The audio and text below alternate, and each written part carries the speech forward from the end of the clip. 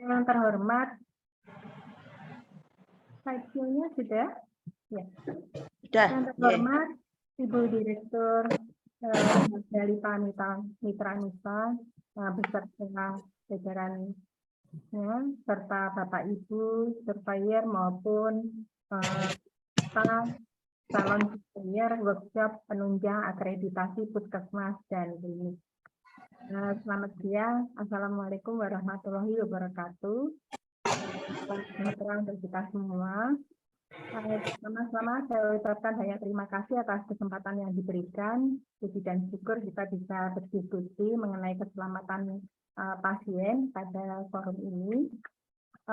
Bapak Ibu sekalian, keselamatan pasien ini merupakan suatu hal yang serius di Pasienkes di Indonesia, di mana menurut laporan WHO tahun 2019 ada fakta-fakta tentang keselamatan pasien, di mana menunjukkan bahwa pasien cedera ini merupakan penyebab ke-14 dari beban penyakit global selain TBC dan malaria. Kemudian 1 dari 10 pasien yang dirawat, ya, itu ada cedera akibat keselamatan pasien itu 50%-nya dapat dicegah.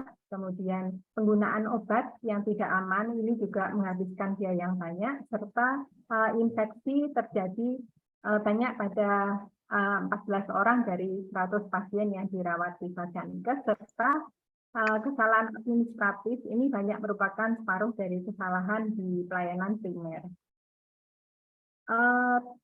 Regulasi-regulasi yang terkait dengan keselamatan pasien, kalau kita lihat ada standar akreditasi klinik yang di KMK 1983 tahun 2022, kemudian standar puskesmas, standar akreditasi puskesmas, kemudian ada pedoman keselamatan pasien dan manajemen risiko di FKTP dari Kementerian tahun 2018, serta PMK 11 tahun 2017 tentang keselamatan pasien.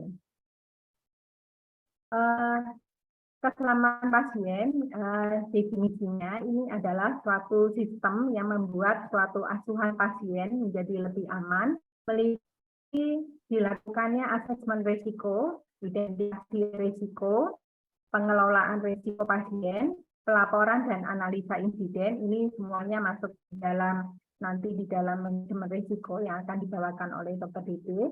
Kemudian ada kemampuan belajar dari insiden dan tindak lanjutnya, implementasi solusi untuk meminimalkan risiko, dan mencegah suatu cedera yang disebabkan oleh kesalahan karena melaksanakan suatu tindakan atau tidak mengambil tindakan yang harusnya diambil. Pengertian daripada kesalahan atau akibat melaksanakan suatu tindakan yang seharusnya diambil, yaitu yang tidak seharusnya diambil, ini merupakan komision, yaitu misalnya pasien itu tidak seharusnya mendapatkan infus digerojok, tetapi dia diinfus dengan digerojok, yaitu namanya suatu komision. Atau tidak seharusnya mendapatkan antibiotik, tapi dia diberikan antibiotik. Kemudian omission error adalah tidak mengambil tindakan yang seharusnya diambil. Jadi petugas kesehatan ini harusnya misalnya ada pasien dengan harusnya dia bisa memberikan nebulizer, karena nebulizernya atau mungkin tabung oksigennya bermasalah, jadi dia tidak bisa mengambil tindakan yang seharusnya diambil. Ini merupakan suatu omission error. Kedua-duanya ini bisa berkaitan erat dengan keselamatan pasien. Di dalam PMK 11 tahun 2017 tentang keselamatan pasien, kita lihat di pasal 5 bahwa setiap Pasienkes wajib menyelenggarakan keselamatan pasien. Kemudian di pasal 5 ayat 2, pembentukan atau penyelenggaraan sistem pelayanan itu menerapkan standar keselamatan pasien. Ya, ini ada 7 standar. Kemudian sasaran keselamatan pasien ini ada 6 dan 7 langkah menuju keselamatan pasien. Dari Hippocrates ya dinyatakan bahwa terhadap pasien yang pertama jangan membuat pasien itu cedera, ya, cedera atau harm. First do no harm, artinya Cedera ini bisa diakibatkan oleh penyakitnya, ya, bisa juga mengakibatkan penderitaan pasien, bisa mengakibatkan kecacatan pasien maupun bisa mengakibatkan kematian pada pasien. Ya, ini yang dicegah supaya tidak terjadi. Banyak kesalahan medical error, kesalahan medis, di mana yang sering terjadi di pasienkes. Mungkin penyebab-penyebabnya bisa karena pasien banyak atau sibuk tenaga kesehatannya, misalnya pada waktu kemarin kasus COVID, kemudian lingkungan kerja dengan stres yang tinggi atau jumlah tindakannya banyak, komunikasi tidak memadai, misalnya pada waktu serah terima pasien, pada waktu merujuk pasien, ya, kemudian juga di SDM yang tidak memenuhi standar kompetensinya, atau sarana prasarana alat dan obat yang tidak memenuhi standar. Nah, itu. Nah, kesalahan medis ini yang dilakukan, yang sering terjadi, yaitu bisa karena kesalahan obat, mungkin karena informasi obat yang salah pasien, salah membaca resep, salah pasien, kemudian kesalahan waktu tindakan. Dalam sasaran keselamatan pasien itu diminta kita adalah yang sering terjadi adalah salah lokasi, salah pasien, salah tindakan, ya. Jangan sampai misalnya mencabut gigi satu yang tidak malah satunya, gitu ya. Kemudian melaksanakan tindakan atau operasi, ini yang sering, ya. Misalnya kalau yang di rumah sakit atau mungkin nanti pasienkes yang dengan operasi, tindakan operasi, jangan sampai membedakan kiri dan kanannya ini salah begitu. Kemudian praktek yang tidak sesuai dengan kewenangan, kemudian pasien yang jatuh dari tempat tidur, salah identitas pasien atau salah interpretasi data. Ini kesalahan-kesalahan medis yang sering terjadi. Seperti pada resep ini atau penataan obat ini, ternyata mungkin obat paracetamol dengan ciprofloxacin diletakkan berdekatan, atau mungkin resep yang tidak bisa terbaca, ya, ini bisa mengakibatkan kesalahan dan mengakibatkan membahayakan keselamatan pasien. Jadi banyak kasus-kasus yang dilaporkan terkait dengan keperawatan yang meningkat dan membahayakan keselamatan pasien. Kejadian yang tidak diinginkan, ini yang tidak diharapkan, ini memberikan cedera pada pasien, ya. Di sini pasien ini mendapatkan suatu KTP bukan karena penyakitnya sendiri, tetapi karena kesalahan dari, misalnya pasien itu meninggal bukan karena penyakitnya sudah berat, tetapi karena kesalahan pemberian obat, misalnya seperti itu. Keselamatan pasien di pasienkes ini dilakukan upaya-upaya yang dirancang untuk mencegah terjadinya kejadian yang tidak diinginkan. KTG ini bisa diakibatkan juga oleh kondisi atau tindakan yang tidak aman atau kondisi laten. Kondisi laten yang dimaksudkan di sini adalah kondisi yang tidak terlihat, ya. Secara nyata itu tidak menyebabkan pada pasien, tetapi sistem yang tidak tertata ini bisa menjadi predisposisi terjadinya kesalahan. Ya, misalnya pasien itu diletakkan di luar kamar, kemudian tanpa gelang, tanda identifikasi, kemudian penataan obat-obat yang tidak baik, misalnya obat-obat ampul dicampur menjadi satu, ya, sistemnya tidak tertata bagian obatnya. Dan juga sumber daya yang tidak memenuhi standar, ini juga bisa mengakibatkan membahayakan kejadian yang keselamatan pasien atau menyebabkan kejadian yang tidak diharapkan. Kejadian tidak cedera ini mungkin nanti akan dijelaskan lebih jelas nanti di catatan laporan insiden.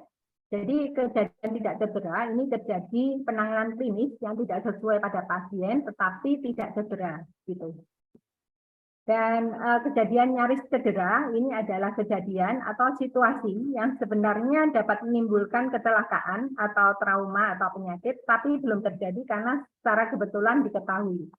Dan upaya pencegahan bisa segera dilakukan. Misalnya pada waktu pemberian obat sudah dibawa pulang, sudah diminum, misalnya yang diminum baru paracetamol, dan itu tidak menyebabkan cedera, tapi petugas sudah mengetahui dan langsung disusul sehingga tidak terjadi kesalahan pemberian. Ini masih di dalam kejadian nyaris cedera. Kondisi potensial cedera, kalau dulu disingkat KPC, yang sekarang ini di dalam standar yang baru adalah KCPS, yaitu kondisi potensial cedera signifikan, yaitu suatu keadaan menimbulkan cedera yang signifikan atau menimbulkan kejadian sentinel yang membahayakan pada keselamatan pasien. Kejadian tidak diinginkan, diharapkan, ini apa penyebabnya? Yang pertama adalah tindakan yang tidak aman, ya, bisa karena human error. Petugasnya ini slip atau kurang perhatian, salah persepsi, salah mengambil keputusan, ya.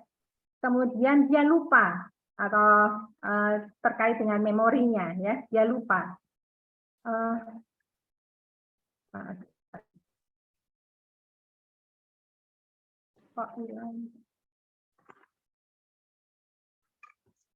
Ya, kemudian ada kesalahan, sudah ya, ada kesalahan merencanakan, ya, sudah tampak ya Bu? Sudah tampak. Ya. Salah merencanakan atau gagal di dalam mengaplikasikan SOP. SOP yang baru itu ada 1936 yang dari KMK, itu tentang panduan praktek klinis, yaitu mungkin bila ada perubahan perlu disosialisasikan kembali. Kemudian adanya pelanggaran atau mungkin sabotase dari perawat, harusnya dia disuntik obat apa, tetapi yang disuntikkan obat apa, gitu. Konsep keselamatan pasien ini di mana diterapkan pada pelayanan kesehatan ini penuh dengan risiko-risiko akibat penyelenggaraan layanan, karena pelayanan sendiri bisa mengakibatkan cedera karena tindakan yang tidak aman, ya. Penyelenggaraan pelayanan dan atau akibat kegagalan sistem ini digambarkan dengan Swiss mode, ya. Kalau kita lihat di sini ada teori penyebab terhadap terjadinya kejadian yang tidak diinginkan, ya. Kalau kita lihat gambaran keju, potongan keju yang di sini ini adalah penyebabnya, triggernya. Ini adalah kejadian yang tidak diinginkan. Hal-hal yang mengurangi trigger di sini, kalau kita lihat kejunya ini adalah pasiennya, maka hal-hal yang mempengaruhi yaitu kebijakan dan SOP-nya ini ada atau tidak, sudah benar atau belum. Itu juga mengurangi terjadinya kejadian yang tidak diinginkan. Tenaganya profesional atau tidak, timnya bagaimana, sudah ada atau belum dengan uraian tugasnya, paham atau tidak petugasnya. Kemudian individu-individunya, ya, tenaga-tenaga kesehatannya maupun tenaga yang ada di pasienkes. Lingkungannya bagaimana, ya, apakah lingkungannya menunjang terhadap terjadinya keselamatan pasien, apakah ada tempat-tempat yang membahayakan keselamatan pasien yang sudah diantisipasi dan kita buat risiko dan kita tata laksanakan. Kemudian bagaimana perlengkapannya, perlengkapan sarana prasarana, ya, yang kita harus lengkapi. Ini semua hal yang menyebabkan pengurangan terjadinya insiden keselamatan pasien. Sedangkan bolong-bolongnya ini adalah hal-hal yang bisa menyebabkan terjadinya cedera pada pasien, yaitu contohnya SK dan SOP yang masih belum sesuai, ya. Kemudian pelatihan yang tidak memadai, tidak direncanakan dengan baik, sarana prasarana dan alat kesehatan yang tidak memenuhi standar atau tidak terpelihara baik, tidak terkalibrasi, kemudian kelelahan petugas, ya, kerja tim yang tidak solid, kemudian perintah tenaga kesehatan yang bertabrakan atau mixed message ini, kurang perhatian, ya, dari tenaganya. Nah, ini semua bisa menyebabkan terjadinya kejadian yang tidak diinginkan atau membahayakan keselamatan pasien. Semua hal-hal yang mengurangi ini kita usahakan untuk dilakukan, ya, untuk mengurangi terjadinya suatu kejadian. Tetapi tidak berarti bahwa kejadian ini juga bisa nol sama sekali, ya, dengan usaha-usaha yang telah dilakukan. Tetapi setidaknya kita sudah menganalisa dan mengupayakan supaya tidak terjadi banyak hal-hal yang terjadi pada keselamatan pasien. Di dalam definisi dari keselamatan pasien tadi salah satunya yaitu suatu sistem yang mengupayakan adanya asesmen risiko, identifikasi risiko, pengelolaan risiko, pelaporan dan analisa residen. Ini adalah bagian daripada manajemen risiko. Nanti akan dibicarakan di materi yang ketiga oleh Dr. Dede. Hal ini bisa mengurangi untuk terjadinya risiko pada keselamatan pasien. Ini akan diterangkan. Jadi kajian risikonya meliputi identifikasi, analisa, dan evaluasi risiko. Di dalam Permenkes tentang keselamatan pasien, pada pasal 16 ada pembentukan tim keselamatan pasien yang ditetapkan oleh Kepala Hasiankes, ya.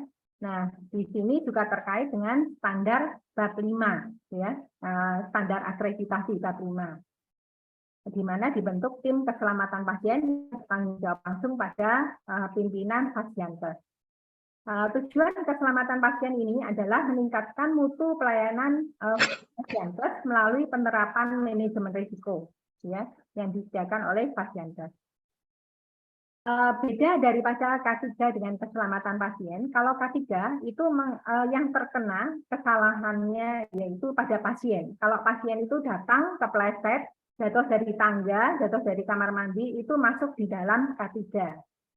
Kalau berkaitan dengan asuhan pasien, masuk di dalam keselamatan pasien. Terkait dengan asuhan pasien, ya, korbannya hanya pasien di sini. Jadi kesalahan profesional memberi asuhan karena dipengaruhi sistem ini masuk di dalam keselamatan pasien. Kalau K3 terkait dengan lingkungan, terkait bangunan, terkait dengan terkait dengan fasilitas, ya, dengan Hasiankes. Nah, kalau kita lihat implementasinya di PMK 43, di PMK 9 klinik dan PMK 11 ada 7 standar keselamatan pasien, 7 langkah menuju keselamatan dan 6 sasaran keselamatan pasien. Di dalam 7 standar keselamatan pasien ini ada hak pasien, ada pendidikan bagi pasien dan keluarga, ada keselamatan pasien di dalam kesinambungan pelayanan. Yang keempat yaitu penggunaan metode peningkatan kinerja untuk melakukan evaluasi dan peningkatan keselamatan pasien. Yang kelima, peran pimpinan dalam meningkatkan keselamatan pasien. Yang keenam, pendidikan staf tentang keselamatan pasien. Yang ketujuh, komunikasi. Sasaran keselamatan pasien ada 6. Ya, identifikasi pasien, komunikasi efektif, keamanan obat, memastikan lokasi pembedahan, lokasi yang benar, prosedur yang benar, ya. Kemudian mengurangi risiko infeksi dengan cuci tangan, ya. Yang keenam adalah mengurangi risiko cedera karena pasien jatuh.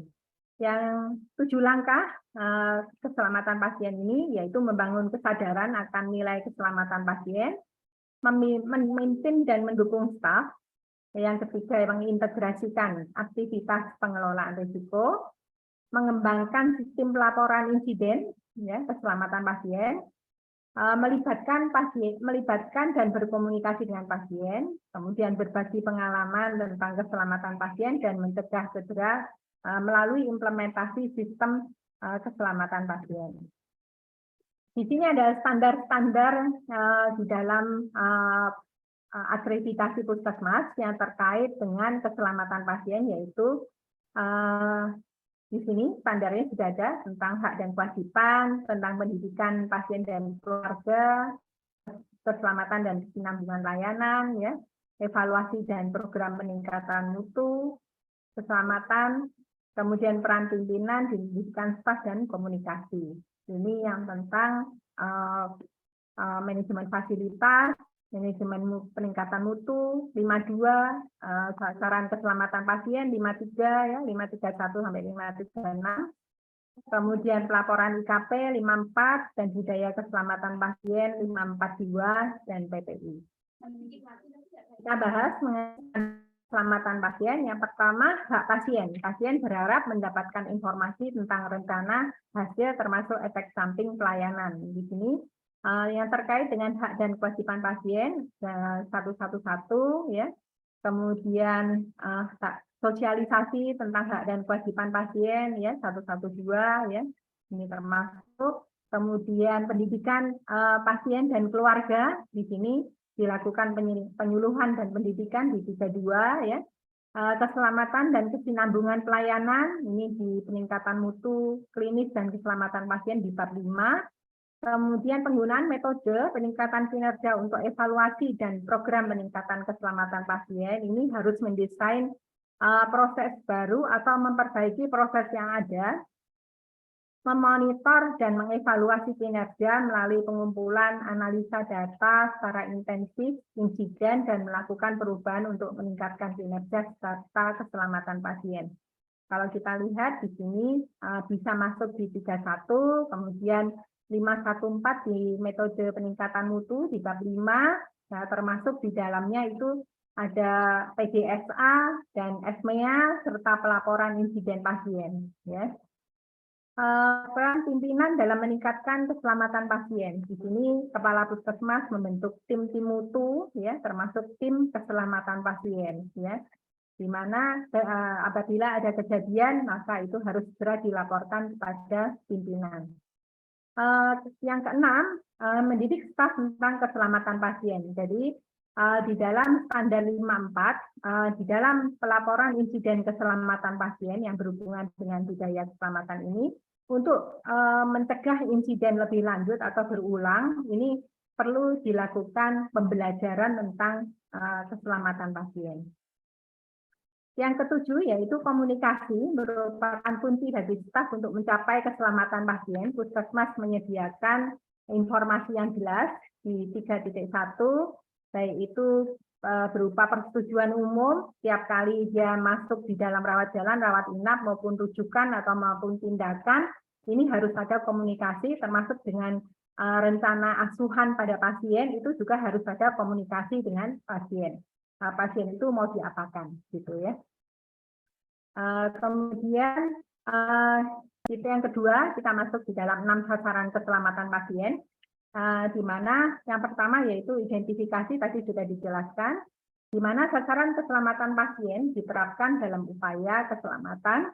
Puskesmas mengembangkan, puskesmas maupun klinik mengembangkan dan menerapkan sasaran keselamatan sebagai upaya meningkatkan mutu. Ya. Sasaran yang pertama, identifikasi pasien dengan benar.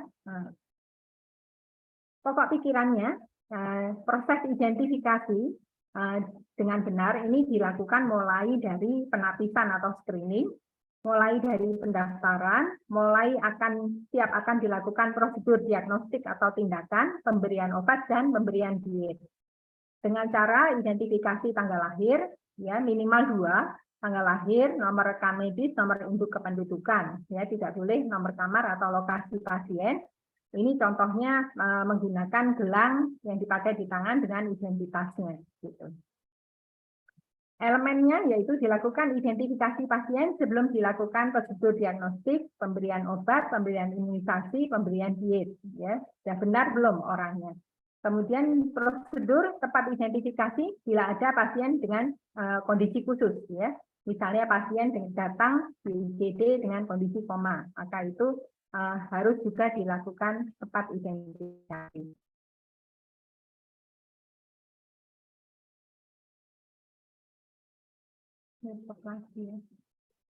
Ya. Yang sasaran kedua yaitu komunikasi efektif, yaitu dengan expert dan TETA. Ya. Di dalam elemennya ini adalah ada pelaporan proses untuk meningkatkan efektivitas komunikasi dalam pemberian asuhan ditetapkan dan dilaksanakan. Pelaporan kondisi pasien dan dalam komunikasi verbal atau lewat telepon dengan expert dan TBK. Ya. Dengan metode readback, write down, readback, and konfirmasi. Ya. Kemudian komunikasi yang rentan menimbulkan kesalahan sering terjadi pada saat pemberian perintah secara verbal lewat telepon, penyampaian hasil lab kritis, pemeriksaan penunjang giliran antar daerah serta pemindahan atau pemindahan pasien dari unit 1 misalnya dari UGD ke ruang rawat inap ya misalnya begitu. Ini sering terjadi miskomunikasi. Elemen penilaiannya kalau kita lihat di 532 diminta pemberian perintah secara verbal lewat telepon ini menggunakan teknik expert dan TBAC ini didokumentasikan ya. Pelaporan kondisi pasien termasuk pelaporan nilai kritis itu ditulis lengkap, dibaca ulang penerima pesan dan dikonfirmasi oleh pemberi pesan, dicatat dalam rekam medis, termasuk kepada siapa nilai kritisnya itu dilaporkan. Ya. Dilakukan komunikasi efektif pada saat terima pasien yang memuat hal kritikal, dilakukan secara konsisten sesuai prosedur dan metode ESPER menggunakan formulir yang dibakukan. Ya, ESPER. Yang ketiga yaitu meningkatkan keamanan obat-obatan yang harus diwaspadai. Di sini obat-obat yang diwaspadai yaitu obat high alert, ya, meliputi obat resiko tinggi, misalnya insulin, heparin, ya, obat LASA atau norum, nama obat rupa dan ucapan mirip atau look alike sound, dan elektrolit konsentrat. Elektrolit konsentrat di sini contohnya yaitu kalium klorida, kalium fosfat, natrium klorida yang pekat semua, dan magnesium sulfat. Ya. Kesalahan pemberian obat juga dapat terjadi karena LASA, look alike, sound alike. Ya. Ada yang diminta lagi yaitu untuk meningkatkan keselamatan pasien, adanya kebijakan dan prosedur tentang pengelolaan obat yang perlu diwaspadai. Ya. Bagaimana penyimpanannya, bagaimana penataannya, ya, untuk obat-obat yang LASA maupun yang high alert, kemudian bagaimana peresepannya, pelabelannya, penyiapan, penggunaan, dan evaluasi penggunaan obat-obat yang perlu diwaspadai, termasuk obat-obat yang di UGD dan obat-obat emergensi dan obat-obat psikotropika narkotika serta LASA. Di dalam elemennya diminta ada daftar obat yang perlu diwaspadai dan obat yang LASA atau norum, dilakukan pelabelan dan penataan obatnya bagaimana sesuai dengan SK dan SOP-nya. Kemudian dilakukan pengawasan, pengendalian, dan penggunaan obat psikotropika dan obat yang high alert. Nah, ini obat-obat yang masuk di dalam LASA, look alike, sound alike, atau nama obat rupa mirip. Di sini untuk penamaannya, huruf yang berbeda itu ditulis dengan huruf yang besar, huruf kapital, ya. Contohnya hidralazin, ya. Ya, ini ada contohnya. Kemudian ini untuk obat-obat yang perlu diwaspadai. Kalau kita letakkan dengan posisi berdiri, ternyata dengan tutup yang sama itu obatnya berbeda, ya. Ini juga perlu diwaspadai, ya. Kita masuk di sasaran keempat, yaitu memastikan tepat pasien, tepat prosedur, dan tepat sisi pada pasien yang menjalani operasi atau tindakan medis. Pokok pikirannya pada 534, yaitu puskesmas mengembangkan sistem untuk memastikan benar pasien, benar prosedur, benar sisi, dengan melakukan protokol umum, yaitu yang pertama verifikasi sebelum melakukan tindakan. Ya. Yang kedua, penandaan sisi yang akan dilakukan tindakan atau prosedurnya. Yang ketiga yaitu time out-nya yang dilakukan segera sebelum prosedur dimulai. Ya. Penandaan sisi dilakukan sebelum dimulai prosedurnya, ya, sebelum prosedur dimulai, selama pasien terlibat aktif di sebelah mana, ya, biasanya karena yang mempunyai tanda lateralisasi kiri atau kanan, ya, itu ditanyakan.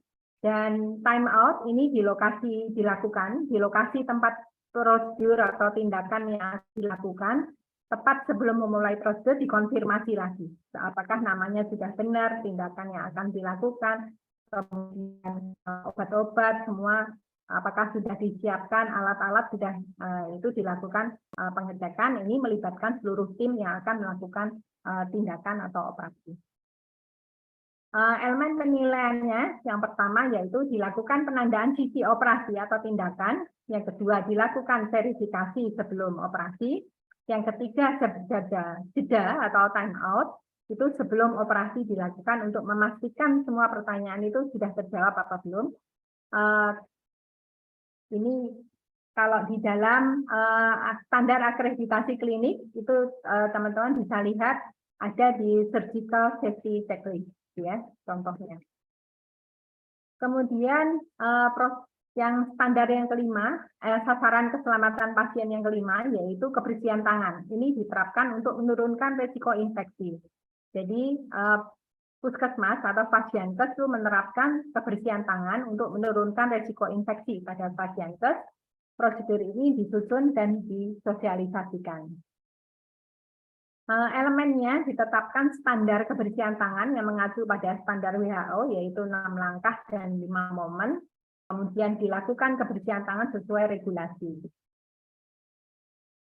Yang sasaran keselamatan pasien berikutnya itu mengurangi risiko cedera pasien akibat terjatuh, ya, bisa dengan memberikan suatu tanda contoh gelang, yaitu misalnya untuk pasien dengan risiko jatuh misalnya.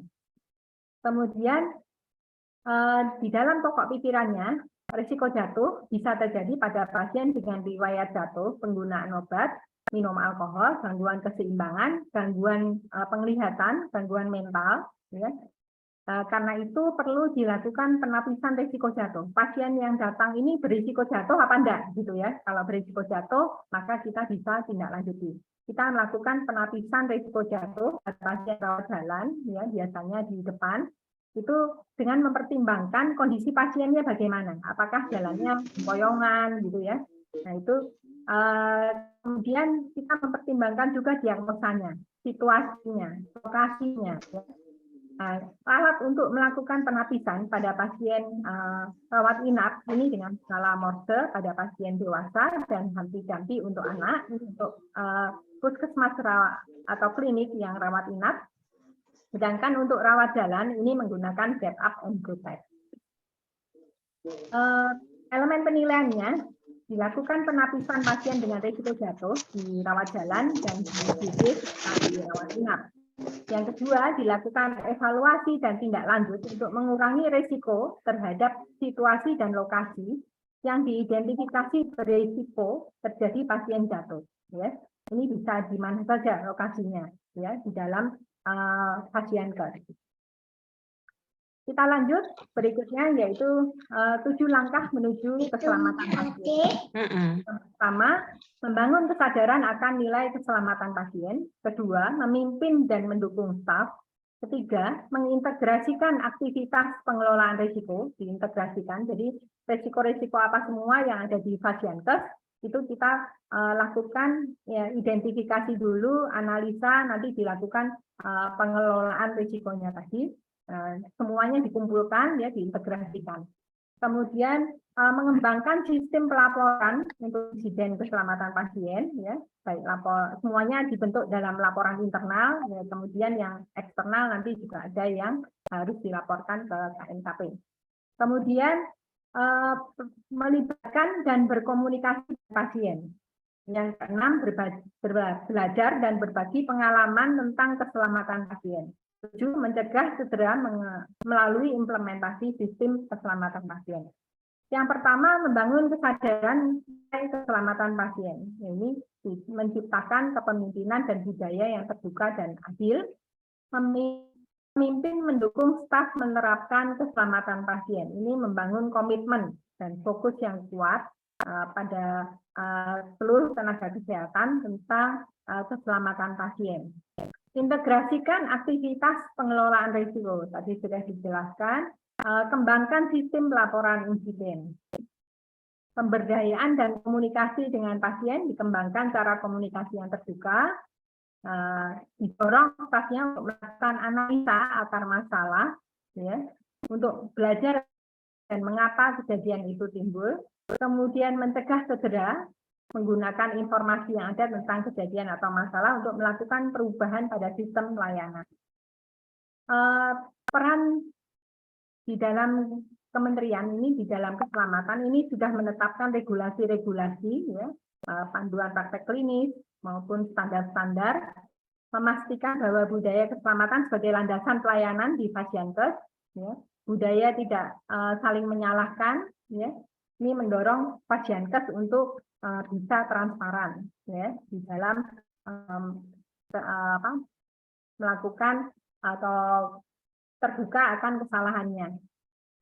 Pokok pikirannya di dalam standar akreditasi, perilaku yang terkait dengan budaya keselamatan itu bisa berupa penyediaan layanan yang baik, termasuk pengambilan keputusan bersama. Di sini bisa pengambilan keputusan mengenai rencana asuhan, ya, tindakan, ya, mengenai rujukan, ya. Nah, ini termasuk di dalam pengambilan keputusan. Kemudian bekerja sama dengan pasien untuk tentang rencana asuhan layanannya, bekerja sama dengan tenaga kesehatan lain, ini di dalam serah terima pasien atau rujukan, ya, ini terkait dengan budaya keselamatan pasien ini. Kemudian meminimalisir risiko, jadi kita sudah membuat suatu register risiko yang akan kita evaluasi dan kita tindak lanjuti, ini digunakan untuk meminimalisir risiko, ini di dalam pelaksanaannya. Kemudian yang keenam, mempertahankan kinerja profesional, ya. Bagaimana dengan indikator-indikator unitnya, bagaimana supaya tidak terjadi pasien dengan risiko jatuh, ya. Nah, itu kinerjanya. Kemudian perilaku yang profesional dan beretika, ini termasuk profesional sesuai dengan kompetensinya, ya. Kemudian memastikan pelaksanaan proses pelayanan yang terstandar, ya. Semuanya membuat SOP-SOP sesuai dengan panduan praktek klinis yang sudah dikeluarkan oleh Kementerian Kesehatan. Yang ke-9 yaitu upaya peningkatan mutu dan keselamatan termasuk keterlibatan di dalam pelaporan dan tindak lanjut insiden. Perilaku yang tidak mendukung budaya keselamatan, di sini perilaku yang tidak layak, perilaku yang mengganggu, ya, perilaku yang terkait dengan pelecehan ras, agama, suku, dan gender atau pelecehan seksual. Nah, di elemen penilaiannya di dalam 542 standar akreditasi puskesmas itu dilakukan pengukuran budaya keselamatan dengan melakukan survei budaya keselamatan pasien yang jadi acuan. Kemudian puskesmas membuat sistem untuk mengidentifikasi dan menyampaikan pelaporan perilaku yang tidak mendukung budaya keselamatan atau yang tidak dapat diterima dan upaya perbaikannya. Dilakukan edukasi tentang mutu klinis dan keselamatan pasien pada semua tenaga pemberi asuhan. Di sini, di dalam perilaku yang tidak mendukung budaya keselamatan pasien, ada contoh-contoh, di sini ada SK, SOP, laporannya seperti apa, dan tindak lanjut laporannya. Ya. Ini yang lama, nanti sambil kita menunggu instrumen yang akan dikeluarkan oleh Kementerian.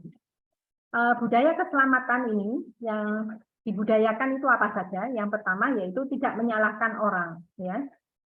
Kemudian memperlakukan adil, budaya mendukung nilai tanggung jawab bersama. Jadi kalau salah bukan salah satu orang, tetapi semua dalam satu tim itu juga ikut salah, ya.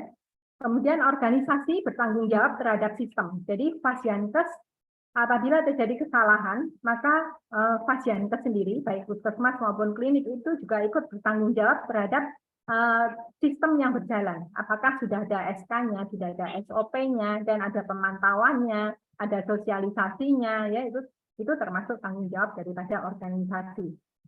Yang keempat, memperlakukan staf secara adil, ya. Bagaimana dengan siapa yang melaporkan ini antara yang melaporkan staf yang satu dengan staf yang lain, itu perlakuannya sama. Yang kelima, staf bertanggung jawab terhadap kualitas pekerjaannya. Ya. Yang keenam, melaporkan bila terjadi error dan melaporkan jika menjumpai masalah pada sistem. Ini budaya. Jadi untuk bisa terbuka, melaporkan bila terjadi kesalahan dan kita mengupayakan di situ tujuannya adalah untuk perbaikan daripada pasien. Ya, perbaikan mutu dan keselamatan pasien.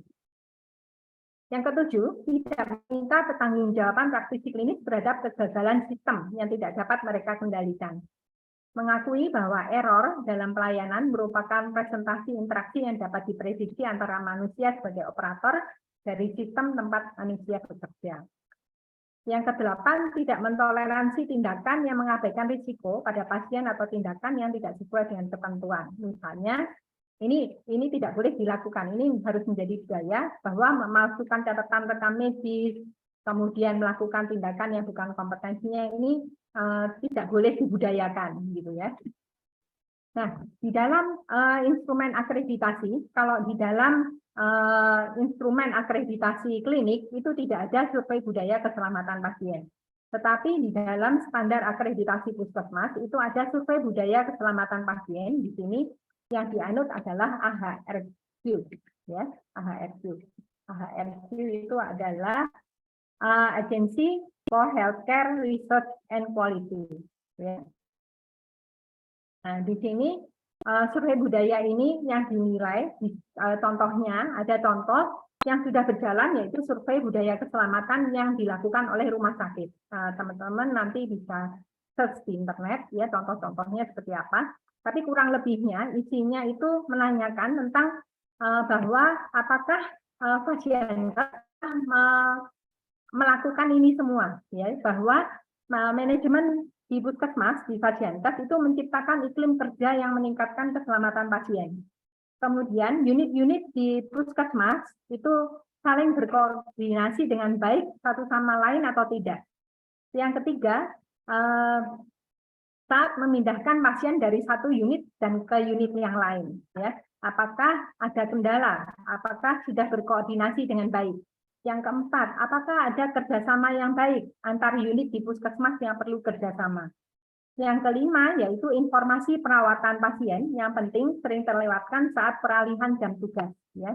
Jadi kalau ada perpindahan tugas jaga antara satu dan yang lain, itu apakah serah terimanya itu SBAR TBK-nya itu sudah jalan atau belum? Di situ ada survei. Yang keenam yang dinilai, contohnya yaitu apakah bekerja dengan staf dari unit lain dengan unitnya itu seringkali menyenangkan atau tidak? Ada kerjasama yang baik atau tidak? Kemudian apakah sering timbul masalah dalam pertukaran informasi lintas unit ya, di puskesmas? Yang kedelapan, tindakan manajemen puskesmas menunjukkan bahwa keselamatan pasien itu prioritas utama atau tidak. Ya. Manajemen puskesmas tampak hanya peduli dengan keselamatan pasien bila terjadi KTD. Nah, ini. Unit puskesmas bekerja sama dengan baik dalam memberikan perawatan terbaik untuk pasien. Peralihan jam tugas bersifat problematik untuk pasien di puskesmas. Saya rasa itu materi dari keselamatan pasien, bahwa keselamatan pasien itu tanggung jawab kita bersama. Karena itu bila pasien itu saya ingin yang terbaik dan teraman. Saya rasa itu yang bisa kami sampaikan tentang keselamatan pasien. Mohon maaf bila ada kekurangan dalam penyampaian saya. Semoga materi ini bermanfaat dan terima kasih atas perhatiannya. Apakah materinya terlalu cepat? Ya. Terima kasih. Waktu kami kembalikan pada moderator. Terima kasih Dr. Rustina yang sudah luar biasa, beliau menceritakan dengan gamblang dan jelas ya tentang konsep keselamatan pasien. Terima kasih, sekali lagi aplaus untuk beliau. Kemudian waktunya sebetulnya masih ada kurang lebih 8 menit ya, masih bersisa 8 menit. Bapak Ibu yang hadir mohon nanti kalau ada pertanyaan di link chat ya, di link chat yang sudah tersedia di room chat sudah ada ya link chatnya ya. Mohon nanti ada pertanyaan karena tadi ada yang masih di room chat ya, belum di link chat ya. Jadi karena ini panel, Bapak Ibu silahkan menulis. Nanti kalau kurang jelas kita bisa mengakomodir dengan raise hand ya. Kemudian untuk pembicara yang selanjutnya adalah tentang sistem pelaporan dan pembelajaran keselamatan pasien di puskesmas dan klinik akan dibawakan oleh Dr.